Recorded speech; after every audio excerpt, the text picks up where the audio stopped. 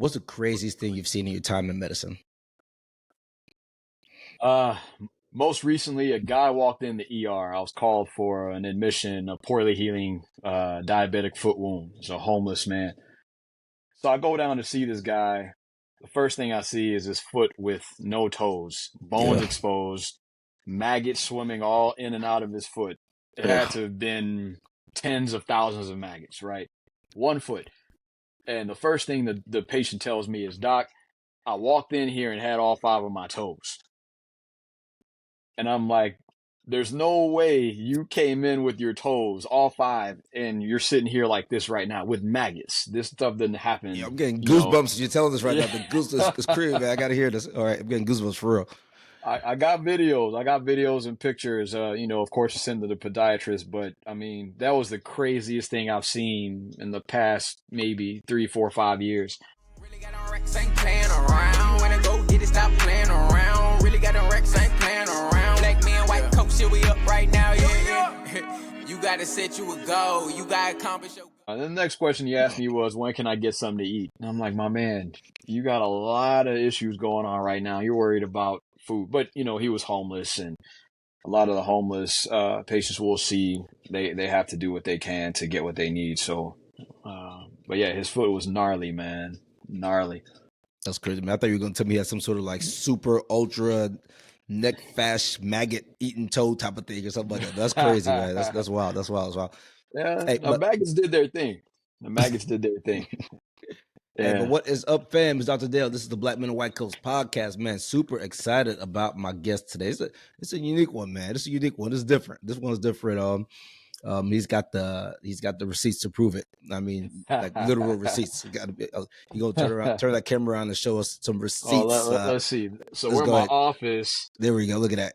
It may as well be a Foot Locker stock room, but goodness what we have gracious. Here, those are my sneakers: the Nikes, Adidas, Reeboks, Pumas, Fila. And it's almost 3 rows going all the way around. I don't know if y'all can make that out. Those are just the shoes I've worn before. I have a closet of shoes I have not worn, and that's what I cycle through.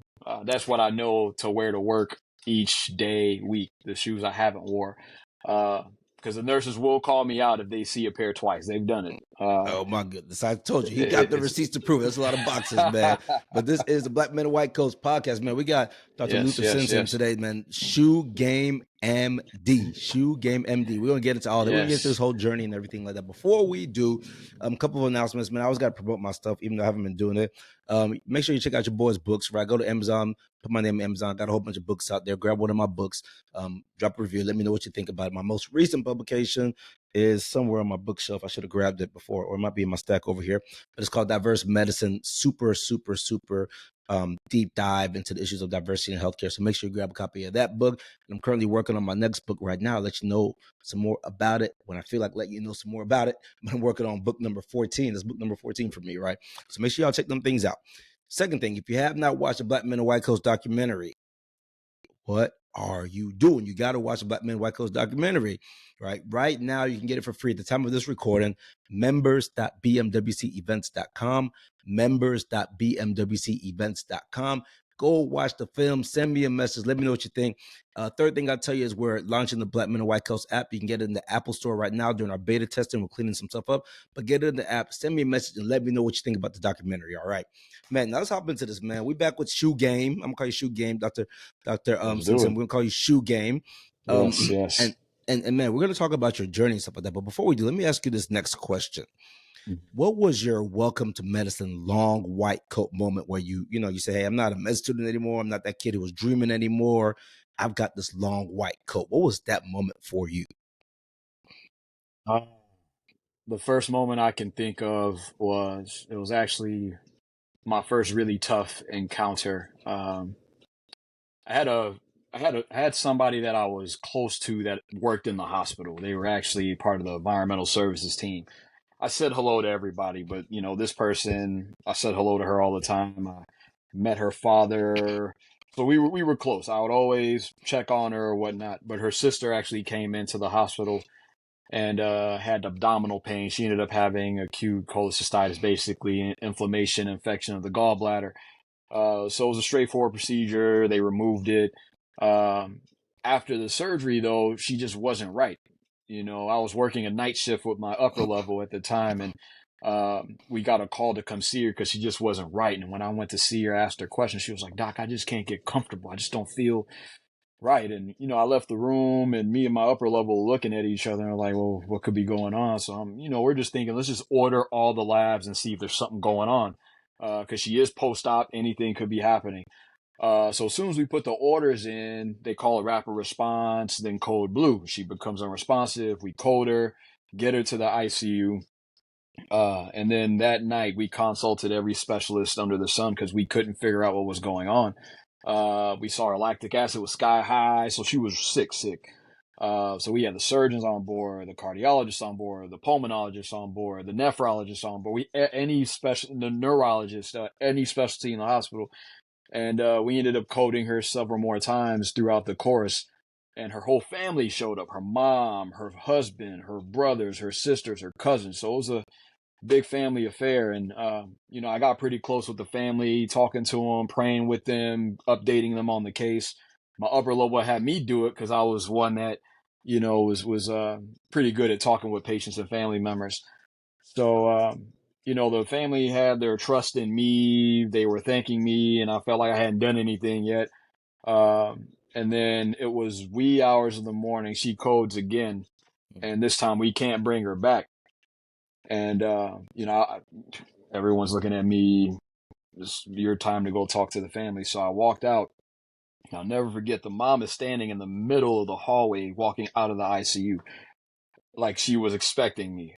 And, you know, I didn't have to say anything to her. She just, she walked towards me, embraced me, and told me thank you. And, you know, I lost it. I lost it. You know, I started crying like it was my sister I lost, you know, but my disappointment was the fact that they put everything in me, all their trust, all their hopes to save their daughter, their wife, their sister, their cousin, and I didn't deliver. But the fact that she thanked me and my failure is how I saw it.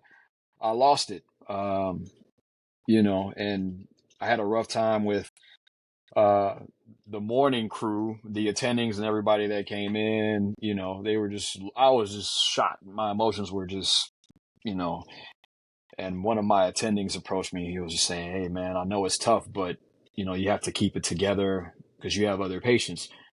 And, you know, do you want to sit down and talk to somebody that died?" And I didn't. I just went home and slept the morning to wake up for that next morning, that night shift. But that was my moment, I feel, because I recognize the fact that you could do everything you possibly can and still have an outcome that you don't desire. And I also had to learn how to maintain my emotions, care for patients, family members, have true emotion, not be cold-hearted, but also still have to collect yourself to take care of other patients.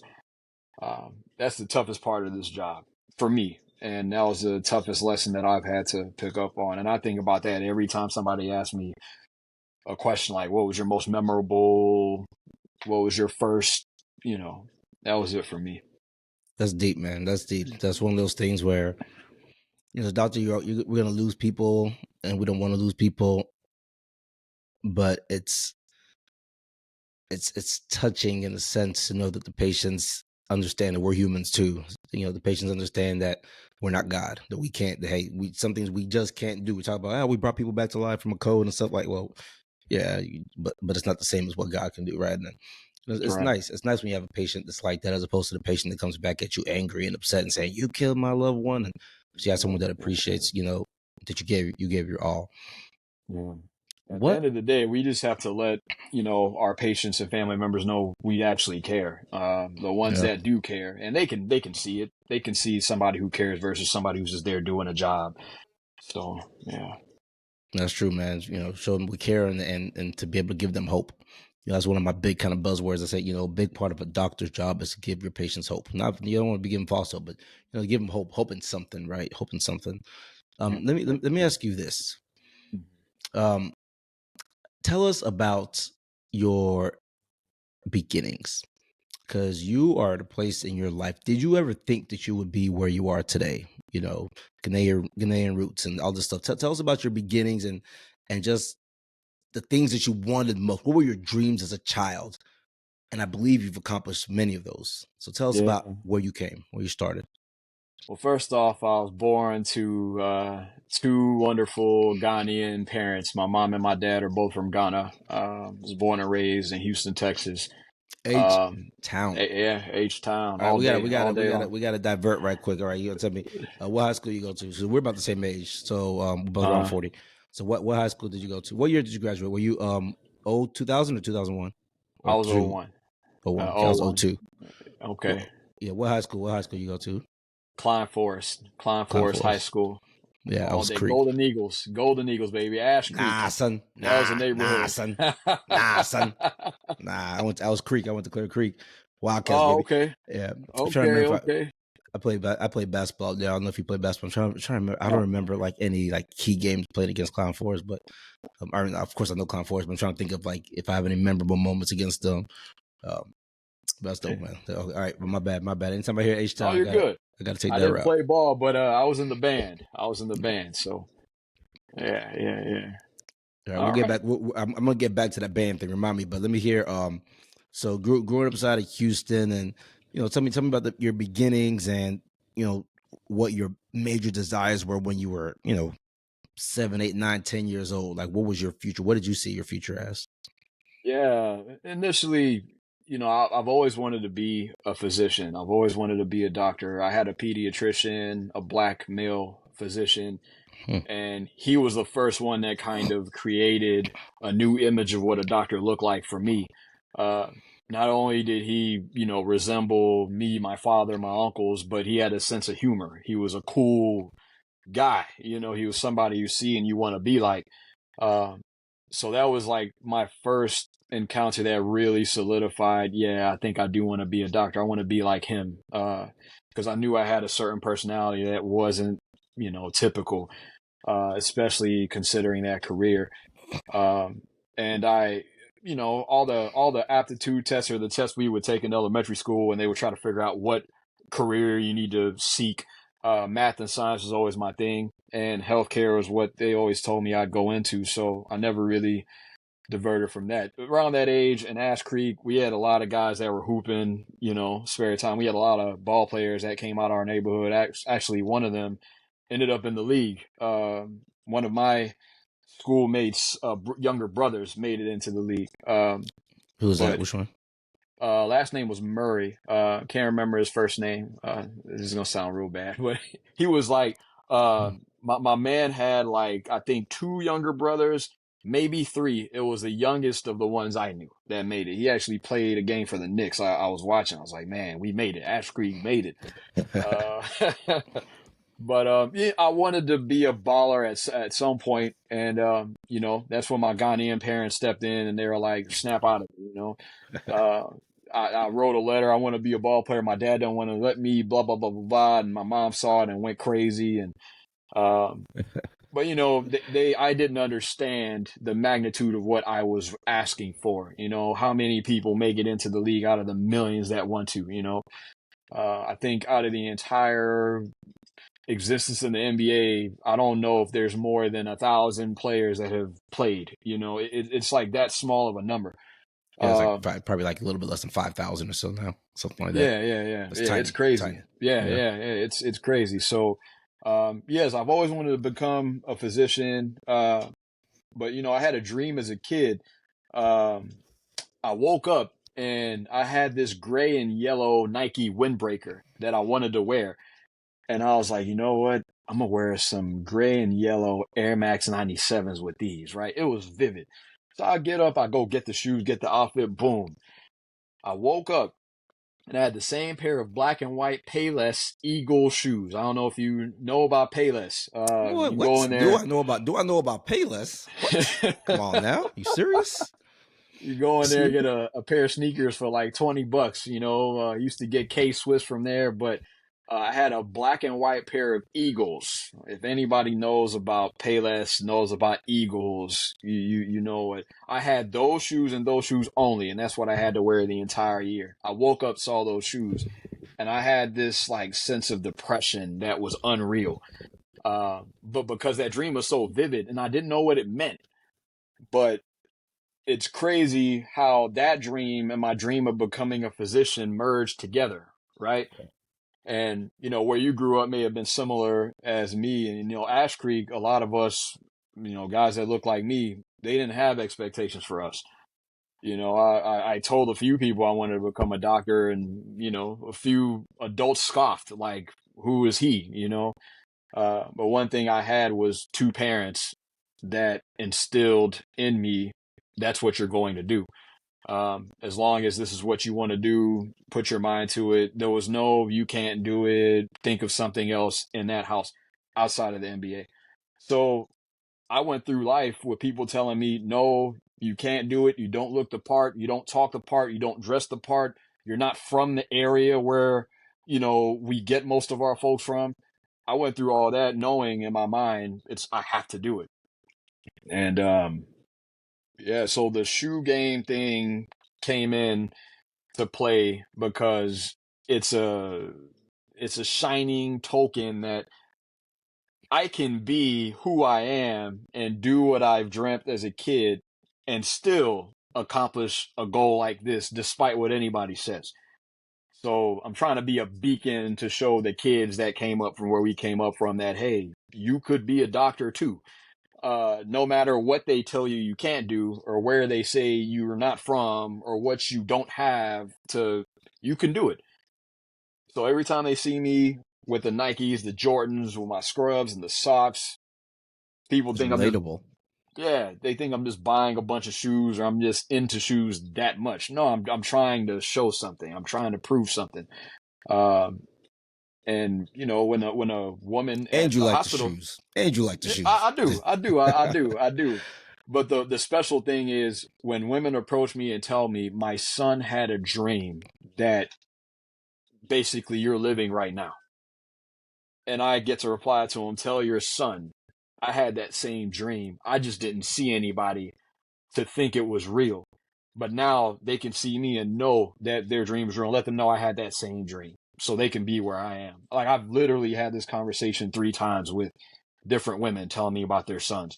So it's special. It's very important for me to get that message across, whether it be subliminally or vocally like now. But there's a purpose for what I'm doing. I'm just trying to break the mold. I love it, man. I love it. I mean, yeah, like you said, it's all about relatability. So kids sees that, a kid's like, oh man, I like them Jordan. I don't know, I'm not the shoe guy, right? But say kids like, oh, I love them Jordan 11s, right? And then they see you wearing Jordan 11s. Be like, hold on, what does he do? And it just draws them, especially now with social media, right? So everybody, what's your Instagram? Just throw it out there real quick. Oh, it's Shoegame _MD. That's Shoegame _MD. So on Instagram. Like now you posting that stuff on Instagram so anybody can find it. As a matter of fact, before I came on here, I was just showing my boy. He was going through all your shoes. My boy likes shoes. He was going through all your stuff. Like, oh man, he's got those. Oh, how to get them colors? Just going through, and he was relating, right? He was relating to you. And he comes to all my Black Men and White Coats. Not all. He comes to a lot of my events across the country and stuff like that. He just be kind of like, but then he gets on your page and sees a doctor with the shoes he likes, right? He's like, oh, and now he's engaged, right? He can come to our Black Men and White Coats Instagram page and flip right past it, not even care, not even look at it. But he'll come to your page and see them shoes and just scrolling, right? Just picking up tidbits, and that stuff matters, right? That stuff matters for real. All right, while we're on the shoes, if you had to throw out a number, how much money do you think you spent on shoes? Oh man. So I used to shop on StockX, and I fell out with them over a gift card situation. But so now I'm on GOAT. But on StockX, they used to show you how much you've spent just on their app. And I know I was in the 80,000s. Oh. And this is over, this was over a handful of years. That was just StockX. That's not counting the sneakers app purchases, the Adidas app purchases, confirmed, GOAT, which I'm mainly getting my sold out shoes from now. So you think you spent over 100,000 on shoes, or close to it? Easily. Because I'm just talking about like athletic sneakers, like the Nikes, Pumas, Adidas, Reeboks, Fila's. I'm just talking about those. We're not talking about designer shoes. We're not talking about like the red bottoms and the Louis Vuittons and the Gucci's. If you add that to it, yeah. So we were just on here a second ago, but and we had to stop talking because we didn't want to like get too deep into the conversation. But a second ago we were talking before we started recording. And you made a comment. I'm not sure I'm a sneakerhead. If you're not a sneakerhead, then what is a sneakerhead, man? That's what I'm wondering. Yeah, well, so there are, I think, tiers of sneakerheads within the kingdom of sneakerheads. There's those sneakerheads that just have a fascination with shoes. They see what they like, they purchase what they like, and they just collect. There's other sneakerheads that go even deeper. They know the history of a shoe. They know where it was made, what year it came out. They know the story behind each special colorway, and then there's some that go even deeper. They're into the streetwear. If there's a certain company that associates with a certain sneaker brand, they're also buying their shirts. They're buying their shorts. They're going to all the conventions. They know every shoe that is oversized, undersized, true to size. If you're gonna wear an Air Force, you need to go a half size down. They'll see people wearing Air Forces their regular size and see a gap behind the heel, the Achilles, and they're like, "Oh, they're wearing the sneaker is too big for them. It makes me sick." I'm like those type of sneakerheads, and I don't have time for all that. Like, oh my goodness, That's a physician seeing patients. I have so much time. If I see a shoe, if I think it's dope, I don't care how crazy it looks, I'm gonna go for it. And then if I get into it, I'll learn about the history. But I'm not that kind of sneakerhead. That's not a sneaker nerd. I'll put it that way. Let me say, you were talking about Payless. I'm gonna tell you what we did growing up. Shoe wise, my parents weren't about getting us them shoes, right? So we didn't have all the stuff and all the shoes like that. We I had Olajuwons. I had a pair of Akeem Olajuwon shoes. The LA Gears. I remember. No, Spalding. I think. Spalding first. Yeah. I think, man, they were like. I think they might have been. I don't know. They're $34 for a number. Yeah, but I had them things, and people was like, "You got those?" I'm like, "Man, boy, I respect these Olajuwons, man." I had them, and we had the Payless stuff, of course, and my brother. Because we wanted nicer shoes. We wanted some name brand shoes too, right? And of course, we got some later on, but nothing expensive. Like my parents would never buy anything. Like growing up, I had one pair of shoes over $100 my entire childhood, right? And that was a struggle to get that. And I only got that because it was a team shoe. The whole team had them. But I remember we had a pair of Payless. My brother, what we do is we sew on logos. So he stitched a Reebok logo, right? So we're in there just sewing and fake and bootleggings, like stitched a Reebok logo on there, like the beanies, the Scullies, man, we couldn't get those. So we stitched a Nike on our Scullies, right? So we just in our room just stitching the stuff and throwing them on our shoes and be like, "Yeah, I got some Reeboks," stuff like that. That's smart. Smart. Not really, man, because they didn't look real. Hey, I didn't have the talent to do that. I was in my ego straight up. K-Swiss in high school. I got some polo boots like junior, senior year, but yeah, I didn't, like you, my parents didn't believe in, if they had the money, they wouldn't go towards that, but humble beginnings. So they did what they could and I love them for it. But now I'm able to make up for lost time. So yeah, shout out to your pops, mom and pops, man. Shout out to the parents. All right. So then, you're in high school. You mentioned that you did the band. Like, what kind of kid were you otherwise in high school, right? So ultimately, we know you already love medicine there. So you were already tracking towards medicine. But what kind of kid were you? Were you like love the books, love reading? You're making great grades already. Like, how did you stay on track to get to where you're at today? Oh, man.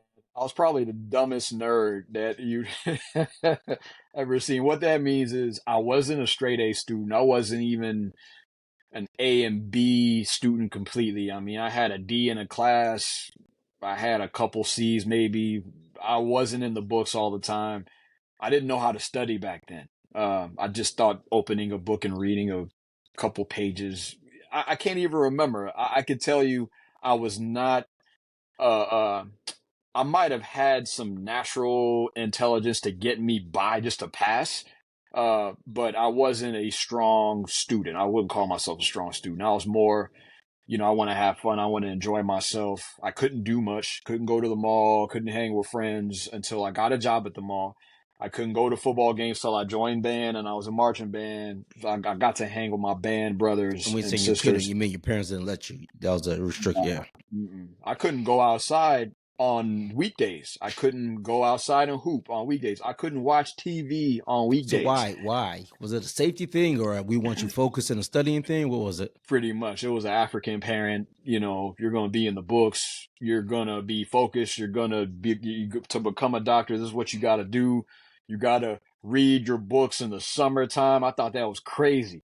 I'm like, there's no way, but I did what I had to do to get by. I was a get by type student. And then I wasn't the coolest in school, but when I got with my guys in the band, my best friend since 4th grade, like when I had my group of friends, I didn't care how cool I was to other people. And then when I started driving, everything changed. You had a car in high school, like all of a sudden I was somebody that people were talking about behind closed doors, and it'll eventually get back to me. But I was a cool dude.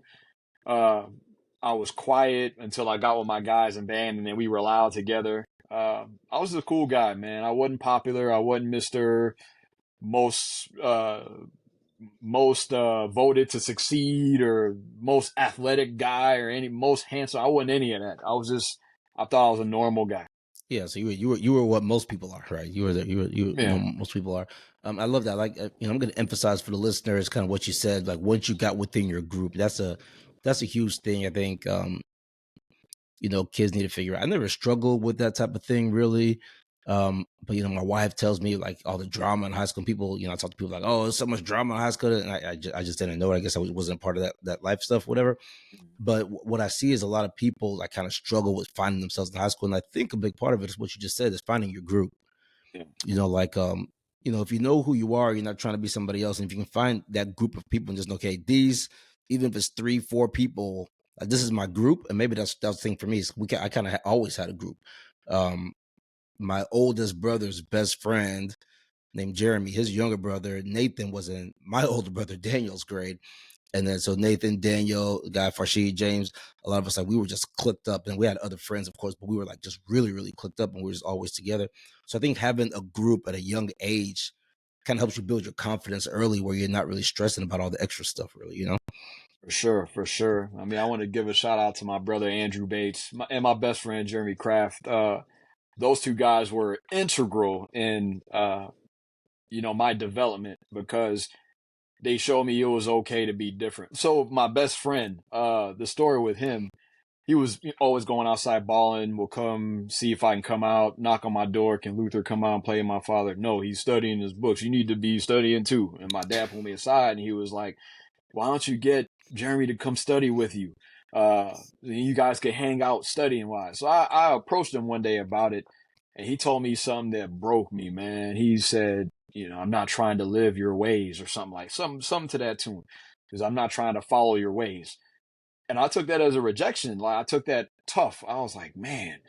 But through the years, what that means to me now is the fact that it doesn't matter what I do. He's not trying to follow my ways, but he's always going to be there for me. Because, you have your group of friends, and there might be one friend that you have, and they might want the same thing you have, and if they can't have it, then that friendship becomes strained. But he was that friend. It didn't matter what I did. It didn't matter how high I went or how far apart we grew, how many years it was since we last talked. He was always there. Same guy, treated me the same. And yeah, to this day, I mean, best friend since 4th grade. I holler it from the mountaintop down in the valley, and then my man Andrew, he was one of the craziest guys. He would do some of the silliest things, and he looked like Bud from the Cosby Show. That's what people used to. Bud. So if you picture him, that's my man, and he was so crazy, and he didn't it's like he didn't care, and people will make fun of him, and he was like, "Am I supposed to cry?" You know, stuff like that. And that attitude taught me the importance of being myself, no matter what anybody says. So that's why we rock so hard together, because I took that from him, and yeah, we went far. We went real far together. And to this day, he's in a different state or a different city, but yeah, that's still my brother, and I'm still there for him. Yeah. These friends are special. Yeah, very I love special. it. I love it, man. Companionship is, not other than like your spousal relationship, companionship, male companionship and stuff is important, man. Yeah. So you go off to college. Mm-hmm. How were those years? Right, you're on this pre-med journey. Tell me about the goods, the bads on this pre-med journey for you. Yeah, it was strange getting into it. I got accepted to Baylor. Went to Baylor in Waco, Texas, and what was tuition back then? I want to say it was like 18 a semester. Yeah, because I heard of something crazy like 70,000 a year or something like that. Now I don't know if that's true or not, but I heard of something crazy now. Nah, I don't know. Well, I don't know if that's what room and board to. It did go up every year. The 18 I'm talking about is probably without once I moved out from the dorms. But I remember a figure like 18 to 20 a semester. So when you add that up, I mean, it adds up to major loans. I had a grant at first, and then the president changed, and all those grants went away. Got called down to the front of the class. I can't let you take this test until you get your financial situation straight. That literally happened. You seen that figuratively? Oh, that literally happened. Tell me that story. Let me hear that. So I forgot what class I was in, but it was an auditorium, a whole auditorium filled with students, and they called me down in the middle. I think they were about to administer a quiz or something, or a mock test. Calls me down in front, the teacher's like, "Yeah, can't let you take this. You have to report to the financial aid office because there's." Really got on Rex, ain't playing around. When I go get it, stop playing around. Really got on Rex, ain't playing around. Black man, white coat, shit, we up right now, yeah. You gotta set you a goal. You gotta accomplish your